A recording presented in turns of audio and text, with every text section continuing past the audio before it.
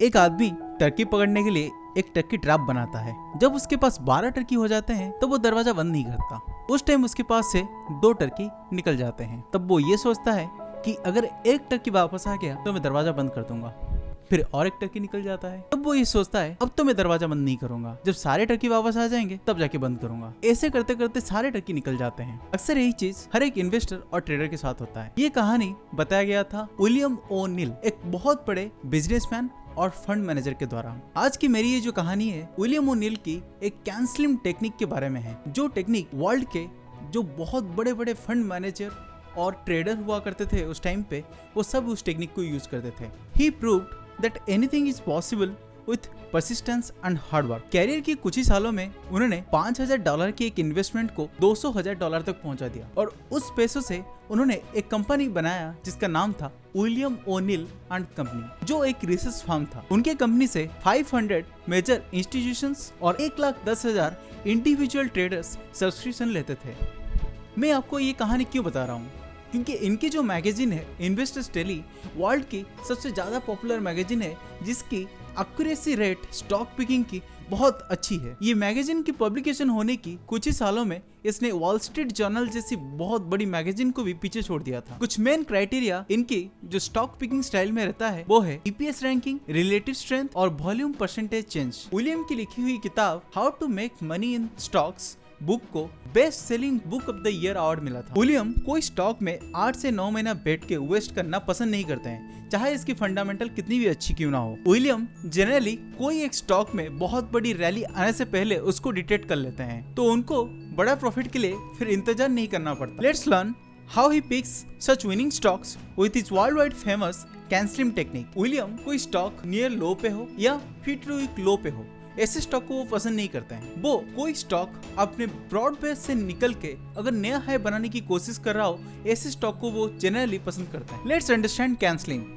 C for current earnings पर share. EPS पे मैंने एक पहले से वीडियो बना के रखा है, उस पे जाके एक बार आप देख सकते हो। उनके हिसाब से बेस्ट परफॉर्मिंग स्टॉक्स वो होते हैं जो पिछले साल के क्वार्टर से मिनिमम 20 से 50% की क्वार्टरली अर्निंग्स पर शेयर पे इंक्रीज दिखाए ऑन ईयर बेसिस। मतलब पिछले साल का मार्च क्वार्टर में जो अर्निंग्स था, अगले साल उसका जो मार्च क्वार्टर में जो अर्निंग्स आएगा मिनिमम उसमें 20 से 50% की इंक्रीज होनी चाहिए। अगर अर्निंग्स पुअर है तो वो स्टॉक बड़ा रैली देने की कोई रीजन नहीं बनता। Best stocks always had the large profits increase just before the big rally. A for annual earnings पर शेयर। इनके हिसाब से हर साल ईपीएस उसके पिछले साल से मिनिमम एवरेज 20% से ज्यादा होना चाहिए। विलियम की फोकस ईपीएस पे काफी ज्यादा रहता है। उनकी मैगजीन इन्वेस्टर्स डेली में ईपीएस को लेके एक अच्छी रैंक भी निकलती है और उस रैंक के हिसाब से इन्वेस्टर्स स्टॉक को चुनते हैं। मैं आपको ब्रीफ में बता देता हूँ ईपीएस क्या होता है। ईपीएस होता है अर्निंग्स पर शेयर का मतलब एक आउटस्टैंडिंग शेयर पे कंपनी का नेट इनकम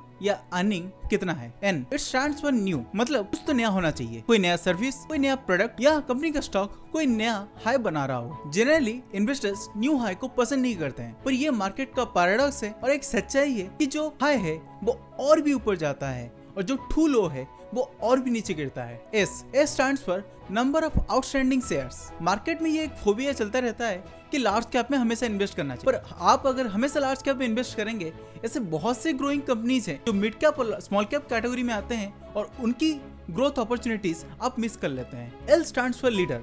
विलियम की रिसर्च के हिसाब से 1953 से लेकर 1985 तक 500 बेस्ट परफॉर्मिंग स्टॉक्स जो थे उनका रिलेटिव स्ट्रेंथ 87 से भी ऊपर का था। मतलब आपको हमेशा एक लीडर को चुनना चाहिए जिसका रिलेटिव स्ट्रेंथ मिनिमम 80 के ऊपर होना चाहिए। आई स्टैंड्स फॉर इंस्टीट्यूशनल स्पॉन्सरशिप। जब तक इंस्टीट्यूशनल बाइंग नहीं होगी तो उस स्टॉक में मूवमेंट नहीं आएगा, इसलिए आपको हमेशा प्रोमोटर होल्डिंग या mutual fund holding, FI holding, ये सब आपको एक स्टॉक में देखना चाहिए। साथ में आपको ये भी ध्यान रखना है कि बहुत ज्यादा इंस्टीट्यूशनल होल्डिंग भी नहीं होना चाहिए, उससे एक बड़ा लार्ज सेलिंग का भी एक फियर रहता है। M for market. बेसिकली 4 में से 3 स्टॉक हमेशा मार्केट के डायरेक्शन में ही चलते हैं, इसलिए जब भी आप स्टॉक चुने उस टाइम में आपको ये ध्यान रखना होगा कि मार्केट का डायरेक्शन कहाँ है, क्या मार्केट टॉप बना रहा है या बेस बना रहा है। उस हिसाब से आपको स्टॉक चुनना चाहिए जिस तरफ मार्केट का डायरेक्शन हो। कैंसलिंग मेथड में एक टाइम पे 2% से भी कम स्टॉक निकलते थे, इसलिए वो हमेशा कहते हैं be very choosy while choosing the stocks. वो तभी स्टॉक को बाय करते थे जब उनको ऐसा लगे कि ये स्टॉक अभी 7% से नीचे नहीं जाएगा। मतलब एक स्टॉक में वो 7% से ज्यादा रिस्क नहीं लेते थे। विलियम ने कहा है एक बिगनर ट्रेडर को जब वो मार्केट में आता है उसको सब कुछ जल्दी ही चाहिए रहता है, इसलिए वो हमेशा tips, rumours, stories, advisory, recommendation के पीछे भागता रहता है। वो आश्चर्य प्रकट किए हैं कि कैसे एक आदमी अपने हार्ड अर्न मनी को किसी और के भरोसे पे लगा देता है बिना कुछ समझे। आपको हमेशा necessary study and skill acquire करना होगा। देखो दोस्तों, अगर आप एक ट्रेडर हो तो अपनी पोजीशन साइज तब तक ना बढ़ाओ जब तक आप अपनी कैपिटल को डबल या ट्रिपल ना कर लो। जनरली लोग थोड़ा सा कमाने के बाद अपनी पोजीशन साइज बड़ा करने लगते हैं, जिससे आपकी पूरी कैपिटल खत्म हो सकती है। जिम रॉजर्स एक बड़े इन्वेस्टर और फंड मैनेजर की ये एडवाइस है कि ऑलवेज बाय वैल्यू। अगर आपका टाइमिंग खराब हो तब भी आपका बड़ा लॉस नहीं होगा अगर आप वैल्यू में इन्वेस्ट किए होंगे। Wait for a catalyst. कोई स्टॉक अपने बॉटम पे काफी दिनों तक पड़ी रह सकती है। You need to wait for the catalyst which will cause its big move. मतलब कोई सेक्टरल मूवमेंट हो सकता है या कोई बजट में कोई बड़ा डिक्लेरेशन हुआ, कुछ ऐसा एक होना चाहिए जो एक कैटलिस्ट की तरह काम करे उस स्टॉक के लिए, so that you don't have to wait for long. Market wizard की किताब में ब्रोकरेज इंडस्ट्री का एक काला सच भी बताया गया है, जो है डुअल ट्रेडिंग। कुछ ब्रोकर्स अपने क्लाइंट्स की हेवी पोजीशन देख के उससे पहले अपना ऑर्डर डाल देते हैं और प्रॉफिट निकाल लेते हैं। ये एक इलीगल चीज है, but you know there is always a way to find the loopholes. इस किताब से मैंने एक चीज सीखा, जो जितने भी बड़े ट्रेडर, फंड मैनेजर या इन्वेस्टर हो, एक चीज तो सब में कॉमन है, वो है rigorous learning, studying and hard work, intuition. हर किसी ने इनिशियल ईयर्स में बिग लॉसेस किया, धीरे धीरे इवॉल्व हुए और सक्सेसफुल बने। You have to be patient and keep learning. One day you will beat the market too. Thank you for listening.